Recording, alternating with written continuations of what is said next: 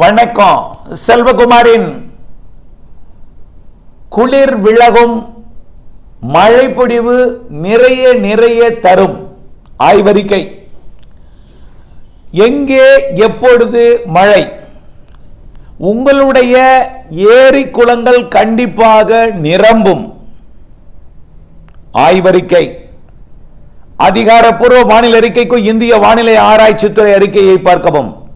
2025 December 10 புதன்கிழமை அதிகாலை நிலவர ஆய்வறிக்கை. இப்போ இந்த அறிக்கையை பதிவு செய்யப்படுவதற்கு காரணம் என்னன்னு பார்த்தீங்கன்னா, கைபேசி அழைப்புகள் நிறைய வர தொடங்கிவிட்டது. அவர்கள் எதை சொன்னாலும் காதில் வாங்குவதே இல்லை. நான் ஒரு பக்கம் பேசிக் கொண்டிருப்பேன், அவர்கள் ஒரு பக்கம் பேசிக் கொண்டிருக்கிறார்கள். அவர்கள் கசத்தை நிறுத்தாமல் பேசிக்கொண்டே இருக்கிறார்கள். ஆகவே நாம் எப்பொழுதுமே வயர்லெஸ் மாரி ஓவர் ஓவர் அப்படி சொல்லி பேசினா தான் சரியா இருக்கும். நான் சொல்றது புரியும், நீங்க சொல்றது எனக்கு புரியும், நீங்க சொல்றது எனக்கு புரியும், எனக்கு தெரியும், எல்லாமே தெரியும். நீங்க சொல்லித்தான் எனக்கு தெரியணும்னு இல்லை. எனக்கு எல்லாமே நான் மழை பொழிவையும் ரேடார்ல பார்த்துட்டு இருக்கேன். எங்கே பற்றாக்குறை வறட்சி என்பதையும் ரேடார்ல எப்போதுமே செயற்கைக்கோள் காமிச்சிட்டே இருக்கும். எங்க பற்றாக்குறை இன்றைக்கு, எங்கே மழை பொழிந்திருக்கு, எங்கே ட்ரையா இருக்கு, எங்கே கார்பன் இருக்கு, எங்கே அதிகமான எரிபொருள் புகை எங்க இருக்கு, எங்கே புவி வெப்பம் அதிகமாக இருக்கு, எங்கே தீப்பற்றக்கூடிய அளவில் நெருப்பு இருக்கு, வெப்பம் இருக்கு, எங்கே பனிப்பொழிவு, எல்லாமே எனக்கு தெரியும். அதனால உங்களுடைய கஷ்டத்தை எனக்கு சொல்லி என்னை மனத்தில் அப்படியே டிப்ரெஷன் ஆயிடுது என் மனசு. உங்களுடைய கஷ்டத்தை எல்லாம் சொல்லும் பொழுது தயவு செய்து கொஞ்சம் பொறுமையுடன் இருங்கள். நடக்கும். உங்களுக்கு என்ன பிரச்சனை பண்ணா, நிறைய தகவல்கள் உங்களுக்கு சைடு எஃபெக்டை கொடுக்குது. என்ன சைடு எஃபெக்ட்னா, மழையெல்லாம் முடிந்து விட்டது, இனிமேல் மழை இருக்காது, குளிர் மட்டும்தான். ரைட். மூத்தோர் சொல்லும் அப்படித்தான். 100 ஆண்டு 200 ஆண்டு 1000 ஆண்டு சராசரியும் இப்படித்தான். ஐப்பசி அடைமழை, கார்த்திகை கருத்த இடத்தில் மழை, மார்கழி பனி, தை மாதம் எதுவுமே இருக்காது, குளிர் குளிர் இருக்கும். இதுதான் நாம் அனுபவித்துக் கொண்டிருந்த பழைய காலம். நான் பிறந்த பொழுதெல்லாம் அப்படித்தான். ஆகவே காலங்கள் மாறிக்கொண்டிருக்கிறது, பூமி வெப்பமடைந்து கொண்டிருக்கிறது. ஆகவே கணிப்புக்கு மாறாக வானிலை நடந்து கொண்டிருக்கும் பொழுது நம்முடைய கணிப்பு பெரிய அளவிலே மாற்றம் இல்லை என்பதை நீங்கள் உணர்ந்து அழுத்தம் திருத்தமாக ஆணித்தனமாக உறக்க, நான் எப்பொழுதுமே மெதுவாக சொல்லுவேன். சில பேர் சொல்லுவாங்க, சார் கொஞ்சம் சவுண்டை கொஞ்சம் அப்படியே கொஞ்சம் கம்மி பண்ணுங்க, இந்த மாதிரி கொஞ்சம் கம்மி பண்ணுங்க அப்படிம்பாங்க. நான் கம்மி பண்ண என்ன ஆகுதுன்னா, சாரோட டோன் குறைஞ்சிட்டு அப்போ மழை பெய்யாதோ, ஏதோ நம்மளை பொய் சொல்லி ஏமாத்திட்டு இருக்காரோ அப்படின்னு ஒரு கால் வருது.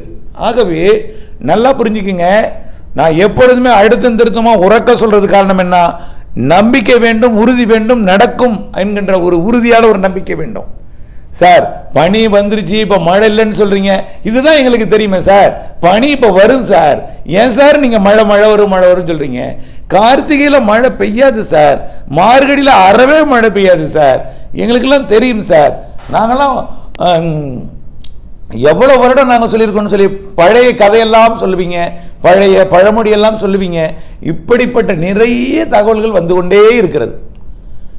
நல்லா புரிஞ்சுக்கிங்க. எப்போதுமே பொங்கலுக்கும் பொங்கல் வைக்க முடியாத மழை பொழிந்திருக்கிறதை நாம் நினைத்து பார்க்க வேண்டும். பொங்கலுக்கும் புயலடித்திருக்கிறதை நீங்கள் நினைத்து பார்க்க வேண்டும். கிறிஸ்துமஸுக்கு பிறகு தென் மாவட்டங்களில் மழைப்பொழிவெல்லாம் கொடுத்திருக்கிறது, நிறைய நிறைய மழைப்பொழிவு கொடுத்திருக்கிறது கிறிஸ்துமஸுக்கு பிறகு. அதே போல டிசம்பர் மாதம் தான், டிசம்பர் மாதம் 15ஆம் தேதி தான் நிறைய மழைப்பொழிவு கொடுத்திருக்கிறது. ஆகவே டிசம்பர் மாதத்தில் இறுதியில தான் நிறைய புயல்களும் வந்திருக்கிறது. அவையெல்லாம் நீங்கள் மறந்துவிட்டு பனிப்பொழிவை மட்டுமே எடுத்துக்கொண்டு பேசுகிறீர்கள். பனிப்பொழிவு என்பது வரும், அது இடைக்காலம்தான்.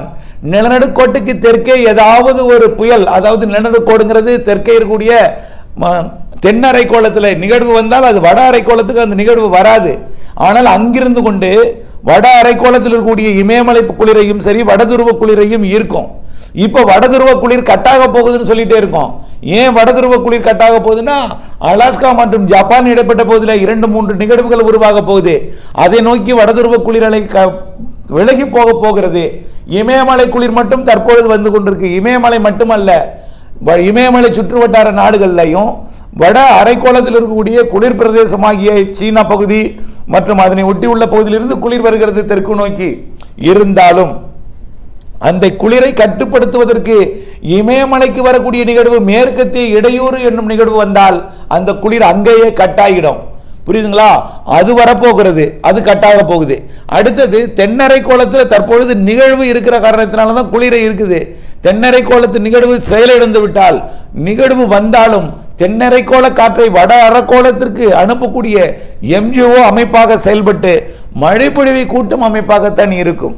ஆகவே உச்சபட்சம் போன அதிகபட்சமா இந்த மழைக்கு இடையூறாக கொடுக்கக்கூடிய குளிர், அதாவது குளிரும் வேண்டும், நீராவி நீராகவும் மாற வேண்டும், நீராவி நீராக மாற்ற குளிரும் வேண்டும்.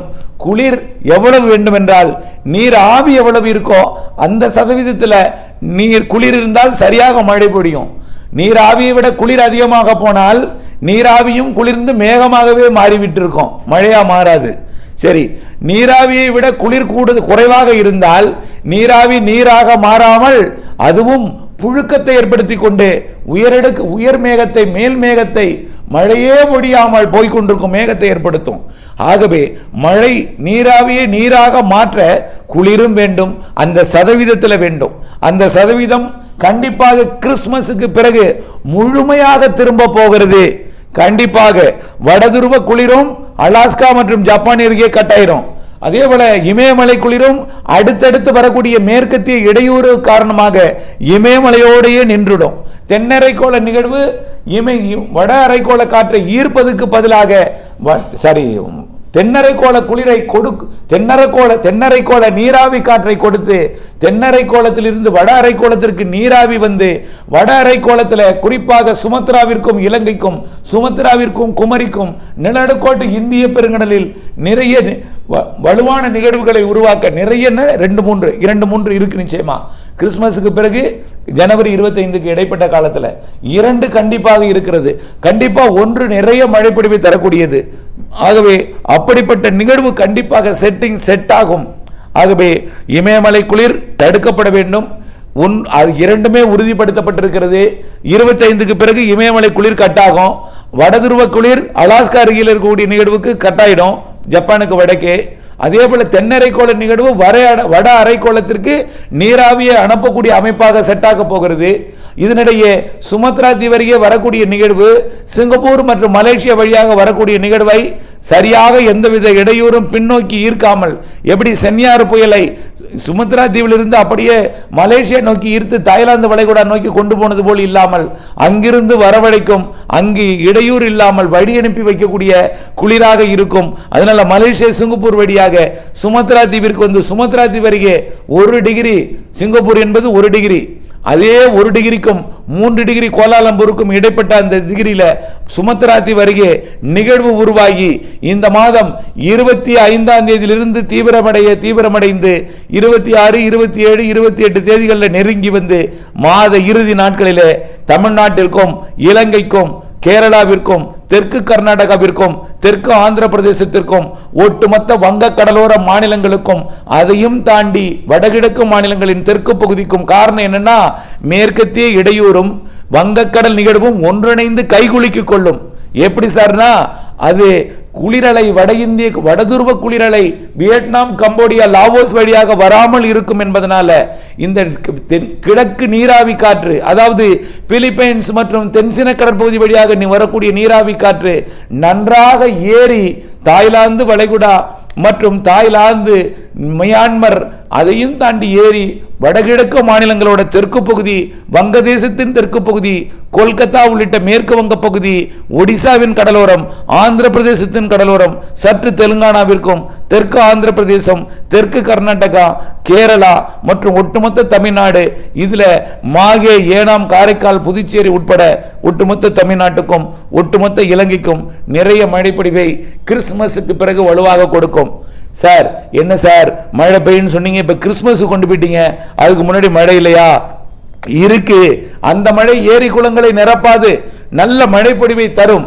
அதாவது இன்றைக்கு இருக்கக்கூடிய நிகழ்வு தற்பொழுது கோடியக்கரை முனைக்கும் யாழ்ப்பாணத்திற்கும் இடைப்பட்ட பகுதியில் சற்று கடலிலே மழை பொழிவை கொடுத்துக் கொண்டிருக்கிறது. யாழ்ப்பாணத்திற்கு கொடுத்துக் கொண்டிருக்கிறது. கொஞ்சம் கொஞ்சமாக யாழ்ப்பாணம் காங்கேசன்துறை மழை, நெடுந்தீவு மழை, அப்படியே சேதுபாப சத்திரம், மணமேல்குடி, பேராவூரணி ஒன்றிய பகுதிகளுக்கும் புதுக்கோட்டை மாவட்ட கடலோர பகுதிகளுக்கும் நாகப்பட்டினம் மாவட்டத்தோட ஒட்டுமொத்த கடலோர பகுதிகளுக்கும் காரைக்காலுக்கும் புதுச்சேரியோ தரங்கம்பாடி, காரைக்கால் ஒட்டிய தரங்கம்பாடி பகுதிக்கும் அதற்கு மேற்கே இருக்கக்கூடிய நாகப்பட்டினம் மற்றும் காரைக்கால் திருவாரூர் மாவட்ட பகுதிகளுக்கும் தஞ்சாவூர் மாவட்ட பகுதிகளுக்கும் முத்துப்பேட்டை உள்ளிட்ட கடலோர பகுதி, வேதாரண்யம், தலைஞாயிறு உள்ளிட்ட கடலோர பகுதிகள், தஞ்சாவூர் மாவட்ட அதிராமப்பட்டினம் உள்ளிட்ட கடலோர பகுதிகளுக்கெல்லாம் கண்டிப்பாக நல்ல மழைப்பொழிவை இன்றைக்கு கொடுக்கும். பிறகு அது மழைப்பொழிவு 2 நாட்களுக்கு கொடுத்து கொண்டிருந்தாலும் கடலோரம் மட்டுமே கொடுக்கும். தென்கடலோரம் கன்னியாகுமரி முதல் காரைக்கால் வரைக்கும் மழைப்பொழிவு இருக்கும். இடையிடையே உள்ளே ஏறினாலும் அவ்வப்பொழுது மழை ஆங்காங்கே கொடுக்கும். ஆனால் பரவலாக பெரிய அளவில் குளம் நிரப்பு மழையாக இருக்காது. ஆனால் மழை இருக்கும். இன்றைக்கு மதியத்தில் வெயில் வந்ததும், வெயில்னா மேகத்துக்கு மேல வெயில் வந்ததும் சூடு ஏறியதும் கொஞ்சம் குளிர் குறைக்கும் பொழுது வட இந்திய குளிரலை வரும் வழியில் வெப்பமடைந்து விடும்.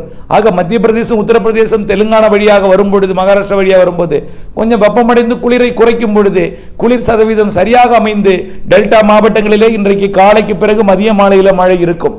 பிறகு நாளையும் நாளை மறுநாளும் கடலோரம் மட்டும் இருக்கும். இது அப்படியே ஆங்காங்கே கொடுத்து கொண்டிருக்கும் வேளையில் 16, 17, 18 மேற்கத்திய இடையூறு இமயமலையில் அமையும் பொழுது குளிரை தடுக்கும், கட்டுப்படுத்தி வைத்துக் கொள்ளும்.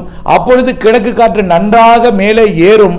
சென்னை, திருவள்ளூர் வரை ஏறி, திருப்பத்தூர், வேலூர், ராணிப்பேட்டை மற்றும் திருவண்ணாமலை, காஞ்சிபுரம் வரைக்கும் நன்றாக ஏறி, கிருஷ்ணகிரி மற்றும் தர்மபுரி, ஈரோடு, நீலகிரி வரை ஏறி, அனைத்து கர்நாடக, ஆந்திர எல்லையோர மற்றும் வடகடலோர மாவட்டங்கள் உட்பட அனைத்து உள் மாவட்டங்கள், மேற்கு தொடர்ச்சி மலை மாவட்டங்கள், தென் மாவட்டங்கள், வங்கக்கடலோர மாவட்டங்கள், டெல்டா மாவட்டங்கள் எல்லாத்துக்கும் 16, 17, 18 மழைப்பொழிவை கொடுக்கும். ஆனால் 16, 17, 18 ஒரு நாள் சற்று கனமழை உண்டு. கடலோரம் கனமழையும் ஓரிடங்களில் மிக கனமழை பொழிவும் உண்டு.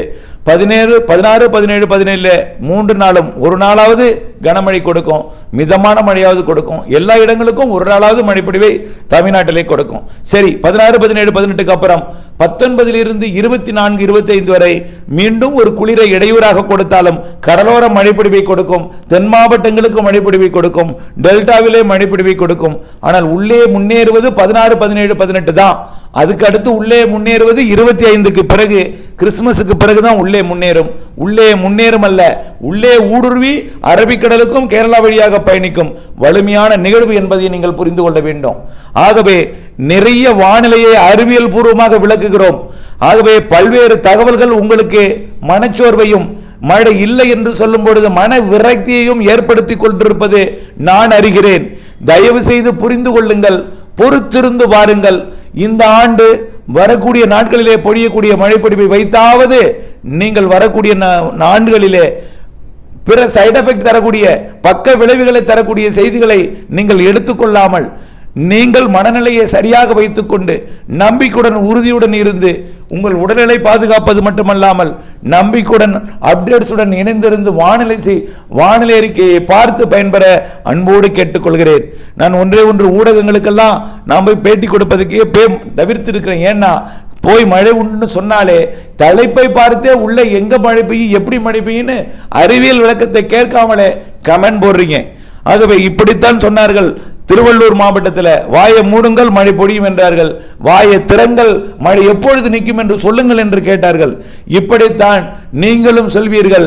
மழை பொழிவு பற்றாக்குறையால் பிரச்சனை கிடையாது, மழை பொழிவுதான் பிரச்சனை என்று திரும்ப திரும்ப சொல்கிறேன். இந்த வார்த்தை உங்களுக்கு அச்சமூட்டுவதற்காக அல்ல, நம்பிக்கை ஊட்டுவதற்காக. மழை இல்லை என்று விரக்தி அடைந்திருக்கக்கூடிய திண்டுக்கல், திருப்பூர், கோயம்புத்தூர் மற்றும் கரூர் மற்றும் ஈரோடு,